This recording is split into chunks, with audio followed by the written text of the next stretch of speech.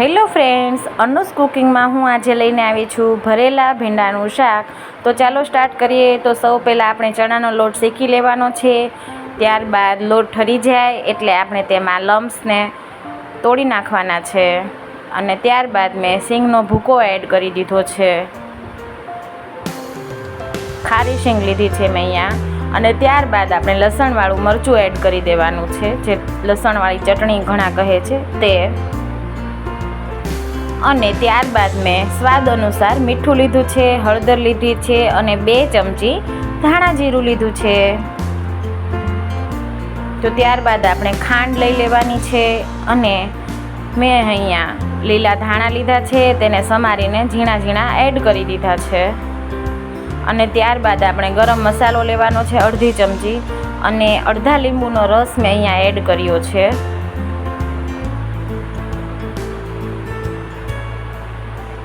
ત્યારબાદ મેં અહીંયા ઓઇલ લીધું છે 1 ચમચી. અને હવે આપણે આ મસાલાને પ્રોપર મિક્સ કરી લઈશું. આ મસાલો તમે 15 દિવસ સ્ટોર પણ કરી શકો છો. જો તમારે મસાલો સ્ટોર કરવો હોય તો તમારે લીંબુની જગ્યાએ આમચૂર પાવડર મિક્સ કરવાનો છે.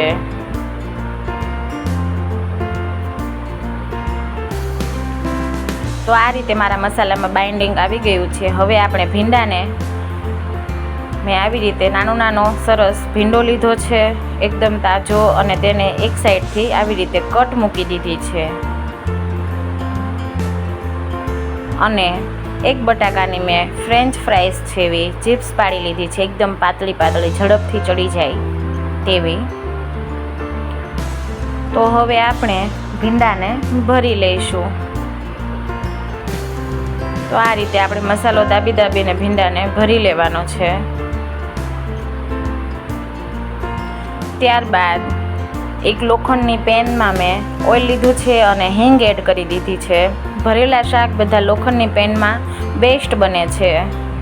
ત્યારબાદ મેં ભીંડાને એડ કરી દીધો છે. ધ્યાનથી જોજો, બટેટા આપણે એડ કરવાના નથી, ભીંડાને જ એડ કરવાનો છે.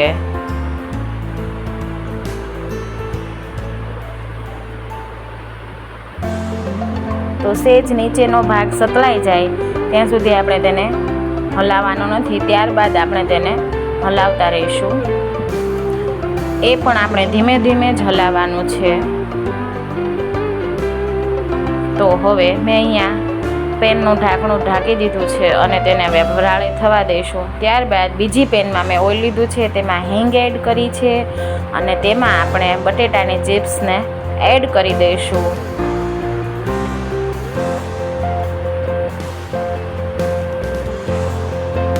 સરસ આપણે તેને તેલમાં સાંતળી લઈશું. ત્યારબાદ મીઠું અને હળદર નાખીને આપણે તેને કોટિંગ કરી લઈશું અને તેને તેલમાં થવા દઈશું. આ સ્ટેપ મેં અલગથી શું કામ કર્યો છે, કારણ કે ભીંડામાં આપણે લીંબુનો ઉપયોગ કર્યો હતો મસાલામાં, તો બટાટાને લીંબુ અડે તો બટાકા ચડે નહીં, એટલે આ સ્ટેપ આપણે અલગથી કરવાનો છે. આ તદ્દન ઓપ્શનલ છે, તમને ગમે તો જ આપણે કરી શકીએ. તો હવે આપણે ઢાંકણું ઢાંકી દઈશું અને વરાળે થવા દઈશું. ત્યારબાદ બીજી સાઈડ આપણે જોઈ લઈશું આપણો ભીંડો 80% જેટલો કૂક થઈ ગયો છે. તો એમાં આપણે ઉપરથી મસાલા કરી લઈશું. તો મેં અહીંયા ધાણા જીરું એડ કર્યું છે, કાશ્મીરી લાલ મરચું એડ કર્યું છે, અને ત્યારબાદ મારો જે વધેલો મસાલો છે તેને મેં એડ કરી દીધો છે. અને હવે આપણે તેને મિક્સ કરી લઈશું.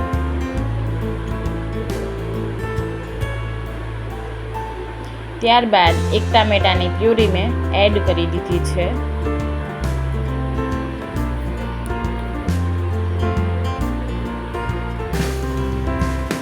તો સરસ બધા મસાલા થઈ ગયા છે, તમે જોઈ શકો છો. હવે આ સ્ટેપમાં આપણે બટેકાને એડ કરી દેવાના છે. કૂક થઈ જાય પછી એડ કરવાના છે. બટાકા સરસ મારા કૂક થઈ ગયા છે, તમે જોઈ શકો છો. એકદમ સ્મૂથ થઈ ગયા છે અને મસાલા બધાએ અબ્ઝર્વ કરી લીધા છે બટાકાએ અને ભીંડાએ. તો તો સરસ આપણે તેને મિક્સ કરી લેવાનું છે. તમે જોઈ શકો છો મારા શાકનો કલર બહુ જ સરસ આવ્યો છે. અને હવે 2 મિનિટ આપણે તેને વરાળે ફરીવાર થવા દઈશું. ત્યારબાદ મેં એક અડધા લીંબુનો રસ એડ કરી દીધો છે. આ સ્ટેપ આપણે લાસ્ટમાં જ કરવાનો છે. અને ત્યારબાદ આપણે તેને મિક્સ કરી લઈશું. તમે જોઈ શકો છો એકદમ સરસ મારું શાક થઈ ગયું છે અહીંયા. ત્યારબાદ મેં ગરમ મસાલો અને ધાણા એડ કરી દીધા છે.